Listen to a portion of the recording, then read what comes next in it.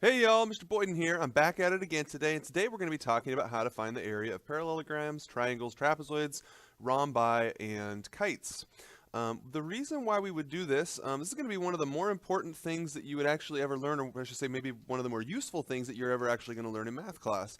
I've used this quite a bit in my personal life, and I don't mean my teaching life, I mean like just my personal life. Like for example, a couple of summers ago I wanted to paint my house. In order to paint my house, I had to buy paint, and I had to know how much paint to buy of each color that I was buying. And on my house, I've got triangles and trapezoids and rectangles. And so in order to buy that paint, I had to first calculate the surface area of my home. Now, you might say, well, why don't you just buy paint and paint it, and if you need more paint, go buy more paint. Well, it's not very cost effective. The bigger you buy it in, and I was buying 5-gallon buckets at the time, the more, if you get the right amount, it's way more efficient, it's cheaper, it's more cost effective. And the other issue is, if you buy too much, you can't return paint. It was mixed just for you. There is a no refund policy on that. So it's important to get those calculations right. So today, I'm going to run you through how to find the area of each of these shapes. That's my application, how I've used it to optimize some financial stuff in my life, and you may find some ways that you can use it too. So let's get going. Okay, let's start with an easy one that you should already know. Okay, a rectangle. Rectangle with side lengths of 8 and 4. I'm going to try to provide a visual of that. So 1, 2, 3, 4, and then 1, 2, 3, 4, 5, 6, 7, 8. Okay, and so I'm going to put my rectangle down there.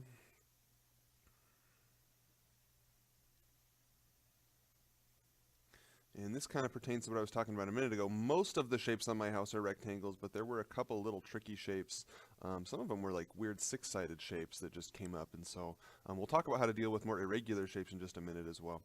Okay, so I've got my rectangle here, and the question is, how much area does it cover? Now, y'all, if you've never talked about area before, all area is, it's how much surface is being covered by the shape.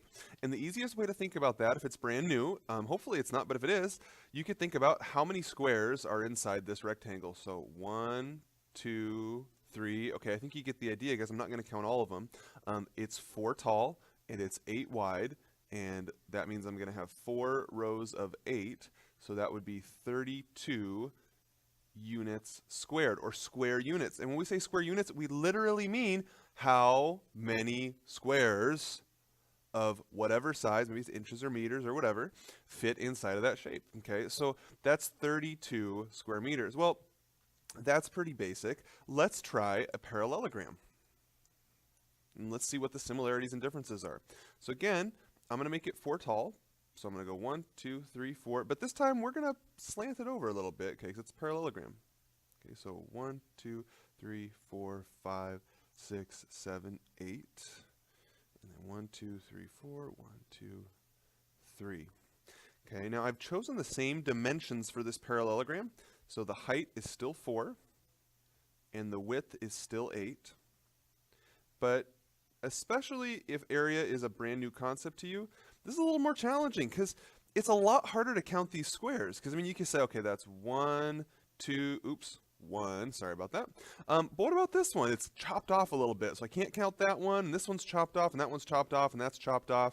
So it's not as easy to just count. So this method of just counting up the squares, it starts to fall apart pretty quickly. And so we need something a little more advanced. So yes, that's 8, and then the height. And remember, heights are measured up and down. They're not measured left and right. They're not measured diagonally. They're measured perpendicular to whatever the base is, okay? So that's 4. So base was 8, height was 4, in the same way that up here the base was 8 and the height was 4. And so what I'm going to think about is how could I break this shape up in a way that helps me understand it? And so that's going to look like this. I'm actually going to take this triangle right here, and I'm going to redraw it over here. Now folks, can you see how that is the exact same triangle, just shifted? If your answer to that is yes, then we can think about this new shape. And what would you call this new shape? Okay, I would call that a rectangle. And look, it's that same rectangle. Okay, so I have 1, 2, 3, 4, 5, 6, 7, 8 wide, and I have 1, 2, 3, 4 tall. So even though this shape was a parallelogram, it can be rearranged so that it's the exact same shape as the rectangle. And with that being the case, that means it's still just 8 times 4, which is 32 units squared. So for a rectangle, we knew it was base times height. The area of a parallelogram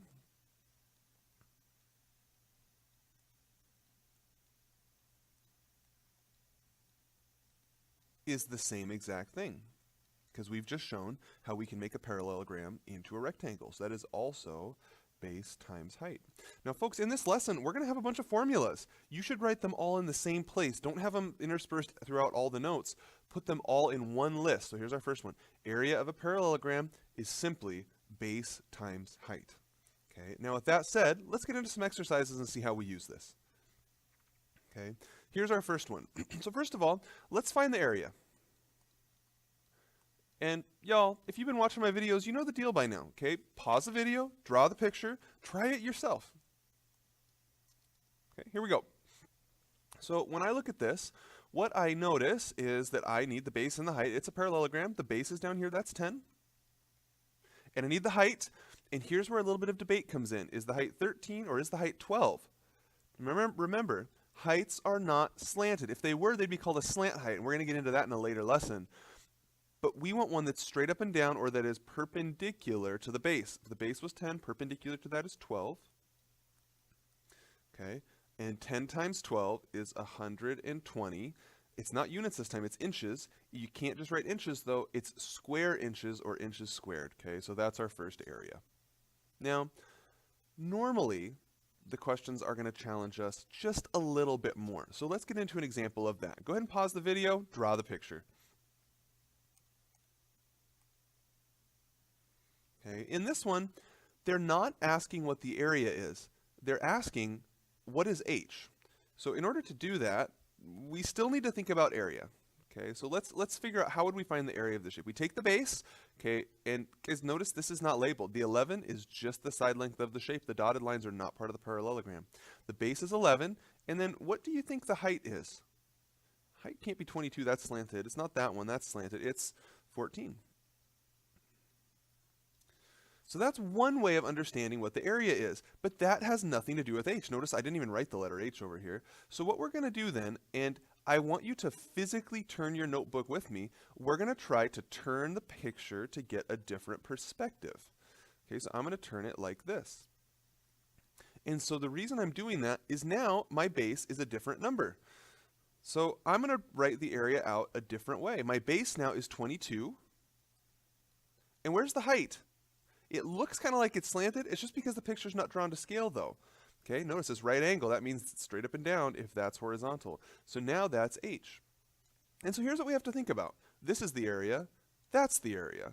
When I rotated the picture, did I change how big the area was? So like for example, over here on the left, 11 times 14 is 154. The area equals 154. When I rotated the shape, did the area change? No, it didn't. And so what that means is that this over here is also 154.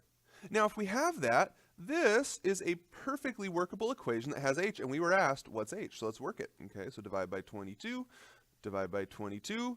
154 divided by 22 is 7. So h is 7. And y'all, that's all it is. Okay, let's try another one. Now, you might want to pause the video on this one and try it on your own and see if you can get it. Okay, if you're ready, hit play, because here I go.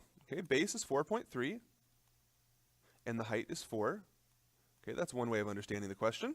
I'm going to rotate the page until I have a base. So let's see. Nope, that one's not labeled. Nope, that one's not labeled. I need to keep rotating.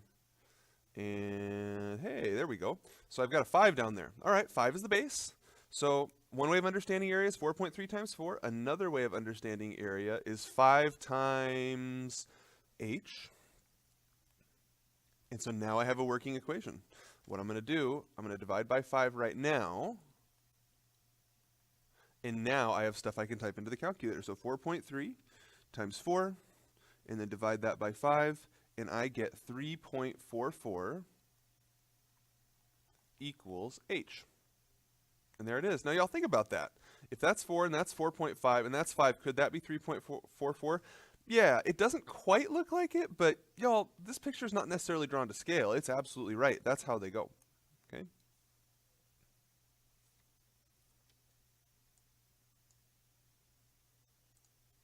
Okay.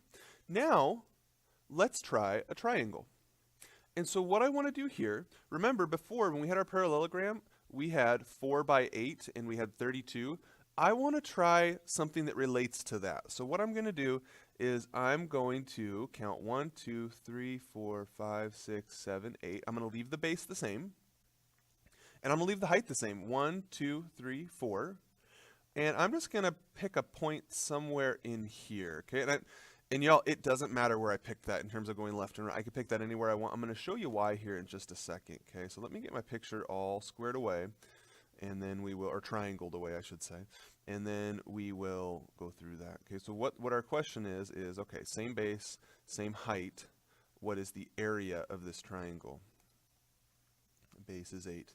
Okay, and so it's a little bit tricky to think about, but what we're going to do is we're going to put this triangle inside of a box. And the box that I mean is a rectangle, and that's going to go like this. And what I want you to notice is that this is the same rectangle that we had in our very first part of the video. It is the same 4 by 8, and the total area of that, as we showed earlier, is 32. So the question then is, how does the size of this triangle relate to the size of the whole rectangle? Well, let's see. One way of understanding that is if I throw a line right down the middle here. And so now we have two halves of the picture. So now ask yourself, see how there's two triangles over here? Which one's bigger? There's not a bigger triangle. They're both the same. And over here, two triangles. Which one's bigger? They're both the same. They both have a base of 1, 2, 3, 4, 5, and a height of 1, 2, 3, 4. And these both have a height or a base of 1, 2, 3, and a height of 4. So these two triangles, I'm going to call them 1, 2, 3, 4. 3 and 4 are the same. 1 and 2 are the same. So now looking at our triangle that we wanted to know about and that shaded area, how much of that, or excuse me, how much of the entire rectangle is being filled right there? Well, over here, half of it's filled, and over here, half of it's filled. So the triangle fills half the box. Now, y'all, if I had moved this point over here, how would that change it? It wouldn't. It's the same old deal. If I brought this point all the way to the end, same deal. It fills the box up halfway, or fills the rectangle up halfway.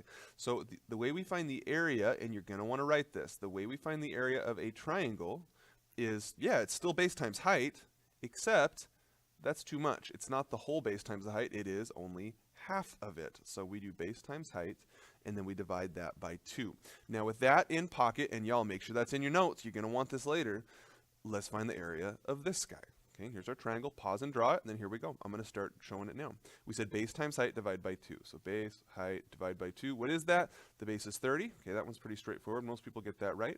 Often when I teach this in class, there's a little bit of debate about what the height is. Y'all, is it 13 or 31? 13 straight up and down. 31 is slanted, so it's going to be 13. So 30 times 13 over 2. I'm just going to type that in a calculator real quick. And I get 195. And then, do you know what the units are going to be? See, there's centimeters on the picture. It's area, so it is squared. And you can say centimeters squared or square centimeters. Makes no difference to me. Now, let's try another triangle. Because sometimes it's not as obvious what the base and what the height are. So what I've seen a lot of students do is they'll start, oh, 7.5 is at the bottom. That's the base. And then the height is, well, wait, it can't be 4.5. That's slanted. It can't be 6. That's also slanted. It's not vertical. It's not making a right angle down here. And so I don't know what to do. So 7.5 times something over 2. Y'all, there's a much easier way to do this. Now remember, and a lot of students get really reluctant at this, but don't be reluctant, just try it. Turn the picture until it's clear what the base and the height are. Okay, so I've turned it like this. I say, oh, okay, there's the base, and there's the height. That's horizontal, and that's vertical. Oh, okay, now it's a little bit easier to understand how to find the area. The base I can see is 4.5, and the height I can see is 6. And don't forget to divide it by 2. So let's write down our answer now. Okay, and I'm typing this in a calculator just to be sure. I get 13.5, and it says yards on the picture, so that would be square yards. All right, so just a little trick. Sometimes they'll look tricky. This is one of the ways you could potentially solve your problem, is by actually twisting the picture around or turning your paper, okay? Let's do another one. Okay, we want to find the area of this shape. And this is much more realistic for something you would actually use it for in life. When I see this, what I see is a property. In fact, the property that I live on, it's not quite like this, but it has a very similar shape to this. So if I wanted to know how big that property was, which, by the way, a couple of years ago I had an appraisal, and the person who came out actually took measurements like this on my property to determine exactly how big it was, to make sure the surveyors had done it correctly. So there are people who get paid money to do exactly what we're about to do, which is pretty darn cool. We're doing that in a high school class, and people make money doing it. You know, there's possibilities for the future, y'all. Okay, so let's get into this. Now, the thing that jumps out at me is, so far we've learned about rectangles, parallelograms, and triangles. And this shape is none of those things. This is 1, 2, 3, 4, 5 sides. This is some sort of a weird concave pentagon thing. And so what we're going to do is we're going to break this up into smaller shapes that we know about the areas of. So my favorite way to do it is I'm going to draw this line up right there. And so now I have a rectangle and a triangle. And so what I like to do with this is I'm going to break my work up into two different pieces. I'm going to put an R, that's going to be the rectangle work, and I'm going to put a little triangle. I mean, I can use the letter T, but I like to draw the little picture. Okay, and so let's find the area of each, and then we'll just add them together. So let's talk about the rectangle. I know the base is 60, and I know the height is 120, and I'm not dividing by 2 because it's a rectangle. Let's figure out what that is. 60 times 120. Oops, 60 times 120, and I get 7,200. And it's square meters. So 7,200 meters squared. Now we need to figure out the triangle, and so we need the base and the height. Now this is very similar to the question we did just a minute ago, where it's a little bit tilted. Okay, so the base is going to be here and the height there. So it's not 200, y'all. You have to be very, very careful with this, because we just figured out that's 60, and so from here to there can't be 200, otherwise they wouldn't add up to 200. What this is, that's 140. Now look, 60 plus 140 will give us 200. And that's how I'm doing that, okay? So my base is 140. And I need the height now, and then we're going to divide by 2. So my height, okay, height right here is 120. But we already know from there to there is 40, so this must be 80. 80 plus 40 equals 120. All right, so I've got my height. And now it's time to plug it in. So 140 times 180, divide it by 2, and I get 5,600. And then that's meters squared. So I'm going to put that in here, 5,600 meters squared. And so now my total area, I'm just going to add those together. So 7,200 plus 5,600, and I get 12,800 meters squared. So y'all, at the beginning I talked about calculating the area on the side of my house, and I had to do all the sides. I painted the whole thing. I ended up with about 15 calculations of this kind of variety. Okay? And not all of them, remember, we had to find this number, we had to find that number. Y'all, that's life. Okay, that's why we do that in these questions, because in life, they're not just going to hand this to you. You're not going to be spoon-fed all this information. We're going to have to actually do some thinking. Okay, so we're practicing that skill here and now. That way, later, when you need to, who knows? For me, it was painting a house. I don't know what it'll be for you. But for me, I needed that problem-solving skill, and it ended up saving me money. So when am I ever going to use this? I'm going to use this to save some money when I paint my house. And someday I'm going to paint it again, and a better math teacher would have written down the calculation and saved it somewhere. Mr. Boyden did not do that. So folks, in a few years when I repaint, I'm going to get to do my calculation over again. Oh well, that's okay. I know how to do it, so it's not going to be a problem. Okay, let's keep going. There's one more little way that we might try to challenge you, and that would be something like this. And again, hey, look at that. That kind of looks like a house. So let's go ahead and try to solve this one. Now, what I'd like you to try, I'd like you to pause the video and try to answer this question by yourself. I think that's going to be the best way, other than just watching me, because, y'all, I'm a math teacher. I'm going to make it look easy, right? That's my job. But I want you to engage with it on your own level so that you can try to solve it. So pause the video, try it, and when you're ready, hit play, because here I go. Okay, what I'm going to do is I'm going to break this up into two shapes. So I'm going to think of this as a triangle up here, and then I'm going to have my lower triangle down there. For my lower triangle, all that is 11 times 14 divided by 2. And for my upper triangle, the base is 14 and the height is 6, and I'm going to remember to divide that by 2. And so that's my setup. Now, this one turns into 77, and I don't know what it is, so I'm going to say units squared. So 77, and this one turns into, looks like 42. And so what I'm going to do is then add those together, and I get 119 units squared as my total. Now, folks, I said I was going to make it look easy, right? Again, that's my job. That's what I do. So I've made it look easy, but I hope that you took the time to actually try this one, because that's sort of a realistic exercise in terms of something that you would actually have to do at some point. Okay, now let's shift gears and let's move over and let's talk about trapezoids a little bit. Okay, so trapezoids potentially could be a little bit harder to understand in terms of the visual, but I'm going to try it anyway, okay, because I think you can understand it. So we're going to relate it back to the rectangle again, and what I'm going to try to do is I'm going to build a rectangle that has the same area, and I'm just going to do my best for y'all. It may not be perfect, but I'm going to try to build a rectangle that has the same area as this trapezoid. Yeah, not perfect, but I'm doing my best. Okay, and so here's my rectangle. And I'm claiming that that has the same area as the trapezoid. And here's why I think that, y'all. Because what I see is that this little part is not getting covered by the rectangle. But I make up for it because the rectangle's covering this right here. And my intent with how I drew this was to make those be the same. Same deal over here. My rectangle is not covering this part of the trapezoid. However, it's covering this part extra. And so those two cancel out. And then, of course, everything in the middle is getting covered, of course, right? So to me, that rectangle has the same area as the trapezoid. Now, let's think about how the area of this rectangle works. I can see that the height is 6. Okay, so I have 6. But it's a little bit challenging when I do the width, because the width goes from here to there. Now, I know that from here to there is 6. And I know that from here to there is 10. And so I know that the width of this rectangle is smaller than 10, and I know that it's more than 6. And I drew this right in the middle of that triangle, and I drew it right in the middle of if that triangle was there. Okay, I meant to draw it in the middle. I missed the mark by a little bit. And so what it is it is the average of those two. It's not 6, it's not 10, it's halfway in the middle, it's 8. And so the area of this one is going to be 48. But the question is, how could we formalize that, or how could we generalize that so that we would have a formula that would work every single time for every single trapezoid? Well, here's the deal. Notice I did not alter the height. Okay, so I'm going to leave the height.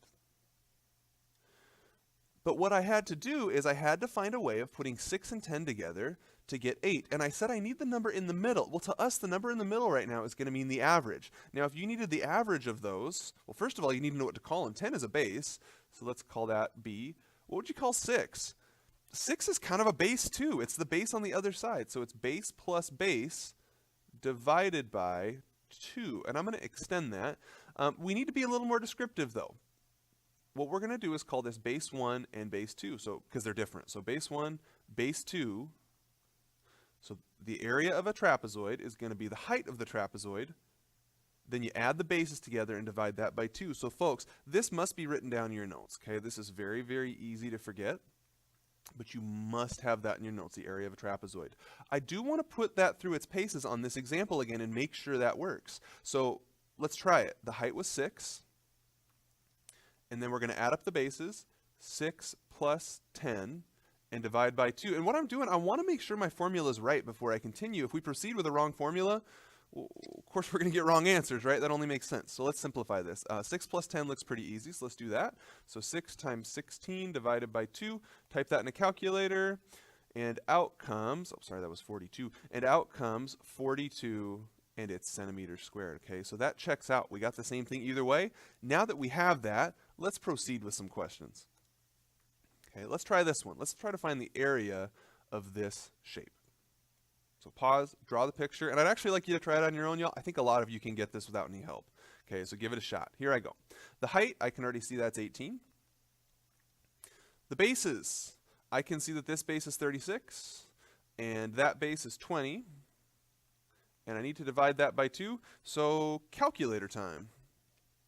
So I'm going to do 36 plus 20. I'm going to multiply that by 18. I'm going to divide that by 2, and I get 504 inches squared. There's my area. Let's try another one. Let's try sort of an application problem here. Okay, this is another one. I haven't done this yet, but I'm going to be doing this in the near future. I'd like to build a patio out in my yard. I have a small concrete patio right now, but it's not enough to have a barbecue and chairs and all the things that I'd like to have out there. And I'd like to eventually have kind of an area to hang out without having to sit in the grass. So in this question, we have hexagonal tiles, which is a commonly used tile shape for patios. Okay, and the tile is 4 inches from vertex to opposite vertex. 4 inches from vertex to opposite vertex. And each side is 2 inches long. So, y'all, it's hexagons, but can you see how I've just created a trapezoid in the shape? That's really similar to what we've been working on. So, first of all, what's the area of one tile? Okay, I think I'm going to redraw it over here just so I can really try to make sense of what's going on in this situation. Okay, so I have 4, I have 2. Let's try to find the area of a tile, so that would be the height. Oh, shucks, I don't know the height. How are we going to do that? Okay, that's going to take a little bit of thinking. So the thing that I notice right now is that that is a 60-degree angle. And that's a 60-degree angle. So if I have a 60-degree angle, then I'm going to have a method of finding that height. There's h. Now, y'all, there's a lot of different ways to do this, okay? You could use SOHCAHTOA, like sine, cosine, and tangent. You could use special right triangles. Both of those would work. I'm going to use special right triangles today. If you prefer SOHCAHTOA, then why don't you try it and see if you can get the same answer? Okay, so here I go with mine. I'm going to pull this triangle off and just work on that for a minute because I need to find the height. And if I do it in that big picture, there's a pretty good chance that some of us might get overwhelmed and have a problem. So that's h, and I got 60 right there. And I need to figure out what the base is. Let's think about this. You know that this right here is 2, and you know the total is 4. So if I stick a 1 there and a 1 there because this is symmetrical, then I have a 1 right there. Now, y'all, doing your special right triangle stuff, that would tell us that h equals 1 root 3. Now, if you're doing the SOHCAHTOA deal, then what you should see in your calculator is 1.73.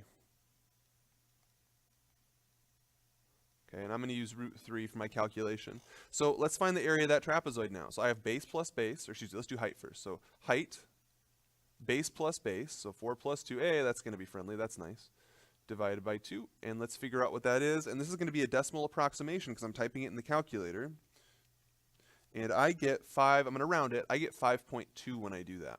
Now, y'all, if you put 5.2 for the area of a tile, that's not right, and you're going to end up buying the wrong amount of tiles, and you're going to have a problem. Okay, so think about why that is. You might even want to pause the video and see if you can figure out why that's not right and why that doesn't work. And here it is, okay, because we just found that this is 5.2, which means that this side is 5.2, and so if each of those are 5.2, then our area of one tile is actually 10.4 square inches.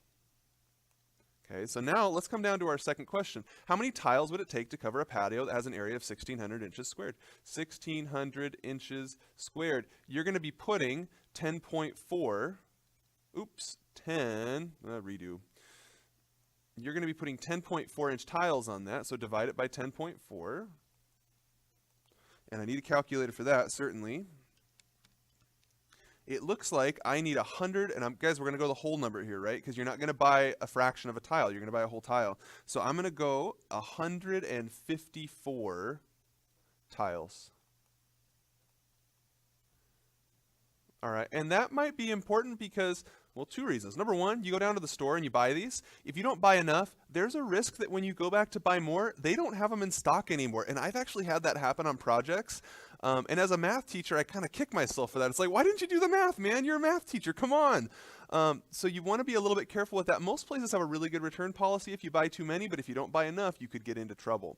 Okay, I actually I did that one time with tile for a bathroom, and I went back to buy more, and the place had gone out of business. And that's a problem. Okay, so this is another way where our math can save us a lot of work and a lot of money. Okay, let's try another trapezoid problem before we move on. Okay, so let's try this one. Okay, pause the video, try it for yourself. On this one, I'm going to try to start filling in the information. I need the height, but I don't know the height. And I need the bases. 11 plus 6, that's no problem. But where's the height? I don't know what it is. Oh yeah, and divide by 2, don't forget that. So in order to get the height, I'm going to draw in a triangle to see if I can help understand that. So my height is there, and I have a 45 and a 90 and a 45. So I have an isosceles right triangle, which means whatever this is, that's the same thing. Now, folks, we absolutely can find this, and here's how. Because if we know this is 6, we know from here to here is also 6. And if that's 6, that has to be 5. You may need to pause the video and think about why that's 5 for a second, y'all. That's not necessarily intuitive to everyone. Okay, but here's the deal. If the whole length is 11, and one part of it is 6, the other part must be 5, and then 5 plus 6 add up. So that would tell me then the height is 5. So here's my setup, and it's just calculator time, okay? So 11 plus 6, let's multiply that by 5. Let's divide that by 2, and I get 42.5. And I'm going to use units squared on this one. Okay, one more concept to go, and that will be that. So one more concept, 2 examples, and here it is, y'all. Area of a rhombus or a kite. Okay, first thing to notice, D1, D2. Do you have an idea of what D1 and D2 might stand for, what they might mean? Those are the diagonals. Okay, remember, that goes all the way across the shape. We learned that 2 units ago, that those were diagonals. So we're going to use the diagonals to reference the size or the area of this shape. And so here's one way we could start to think about that. We could break this down into its shapes. And the first thing I'd like you to notice, y'all, there's 4 triangles here. Now with this being a rhombus, and this one is a rhombus, we also know that those are all right angles. And on a rhombus, all 4 sides are the same length. And the diagonals bisect one another. So what that would tell us is by side-side congruence, hey, we're reviewing congruence, cool. By side-side congruence, all 4 of these triangles are the same. So if you knew the area of any one of those triangles, you then therefore know the area of all the triangles. Now, I'm going to do a little bit different approach to this. What I'm going to do is I'm going to break this into 2 triangles. And so I want you to see a triangle on the left, and I want you to see a triangle on the right. So I've highlighted the one on the left in red. I want to find the area of that triangle, and so that's the work I'm going to do over here on the side right now. Now, we already know we have a right angle, which is really, really helpful. So when I do this, I need the base. I'm going to call this the base, and that's labeled as D2. And I need the height. The height relates to D1, but remember, D1 goes all the way across the shape. So how much of D1 is in this triangle? Half of it. I'm going to color code this. So times half of D1. And it's a triangle, so we got to divide by 2. So let's simplify. And I'm going to put these in order. So that's 1/2 diagonal 1 times diagonal 2 divided by 2. And you simplify that a little further, and you get diagonal 1 times diagonal 2, diagonal 1 times diagonal 2 over 4. And that is the area of this red triangle. Well, folks, if that's the area of this red triangle, what's going to be the area down here? Same thing, they're congruent. So that would be diagonal 1 times diagonal 2 over 4. Again, you need to add those together. And the easiest way to think about this, if you have a quarter of diagonal 1 here and a quarter of diagonal 2 there, if you have 2 quarters, if you think about it, money, that's 50 cents. But if you add 2 quarters together, that's a half. So the actual area, and you're going to want this in your notes, the area of a kite or a rhombus is 1/2 diagonal 1 times diagonal 2, and that's going to save us a whole lot of work. So with that formula down, let's see how it saves us a lot of work. You probably need to pause and draw the picture. So go ahead and do that, and I'm going to dive right into it. So diagonal 1 goes from here to there. And how long is that? It's not 3, it's not 1, it's not 4, it's not 3. It's 3 and then 3 more. So diagonal 1 is actually 6. And y'all, if you thought this was diagonal 1, you're right. Okay, it doesn't matter. They're not in order. Either diagonal can be diagonal 1, but since I've chosen this one to be 6, let's find the other one now. And the other one goes from corner to corner. It's not 1, it's not 4, it's 1 and 4. So 1 plus 4 is 5. Don't forget that we're dividing by 2. Now the formula I wrote down, I know I said times 1/2, but y'all, dividing by 2 is equivalent to that, okay? I prefer writing it this way. Either way, it does not matter. You're going to come out okay. So I'm going to do mental math on this one. I'm not using a calculator. That's 30 over 2, which is 15, and that's centimeters squared. Okay. Now we didn't answer one part of the question. What shape is this? This is not a rhombus, is it? This is a kite. But a moment ago we showed that a rhombus and a kite are going to have the same formula, so that's why I ran with it. Okay, we got one more and we're done. So this one's a rhombus. And we need to find the area of it. So what I like to do, and y'all pause, draw the picture, okay? Try it on your own first. Okay? I mean, yeah, it's great to watch the video and watch me, but if you try it first and get stuck, you're going to learn a heck of a lot more than just by watching me. So I'm going to try to write down my diagonals. I can see this diagonal is 24. And I know we're dividing by 2. My other diagonal, it's not on here. It goes like this, though. And I have no idea how long that is. Now, y'all, some people say, hey, it's 13. I don't think so. It doesn't look like it's the same to me, so I'm going to need to think a little bit more carefully about it. So what I'm going to do, I'm going to pull this triangle off, like literally redraw it, and see if that helps me understand the situation a little bit better. Okay, and so I know that this side was 13. This side is, I actually don't know. I'm not sure what that is, so I'm going to put an X there. And then this side down here, it's not 24. 24 was the whole thing, and just notice I chopped it in half. So that's 12. And we know that in a rhombus, we always have a right angle right there. So this is going to be part of our work to find that missing diagonal. Now we look at this, we have to think back, what do we need? And y'all, some people get really frustrated here. They go, oh, I don't know the diagonal. This is so hard. I can't get it. Well, y'all, if you can recognize that you don't know the second diagonal, you actually have just identified exactly what you're supposed to do. If you don't know it, guess what? We're going to go find it. Okay, so that indicates that's our next move. I look here. That's the Pythagorean theorem. Okay, so x squared plus 12 squared equals 13 squared. So I get x squared equals 144. Oops, not equals. Ha, my apologies. I'll have to fix that. Not equals. 144 is a plus. Equals 169. I'll have to subtract 144 on both sides. And I get x squared equals 25. Take a square root on both sides, so x equals 5. Now, y'all, if we put a 5 in up here, and some people do go, oh, I got 5, yes, yes, yes. Okay, we have to think really carefully. Now, that was 5. We labeled that picture. We need to go back to our original picture. That's 5. And then what is this one over here, y'all? That's also 5. So the whole diagonal, that's 10. Okay, and then we multiply that all out, and we get 120 square feet. Okay, so y'all, today we've talked about rectangles, parallelograms, triangles, rhombi, and kites, and we now know how to find the area. Make sure all the formulas are organized in one place in your notebook so that you're able to get through the assignments that we have for this section. Hope you enjoyed today's video. I think I'm going to cut it short here, and we'll see you next time.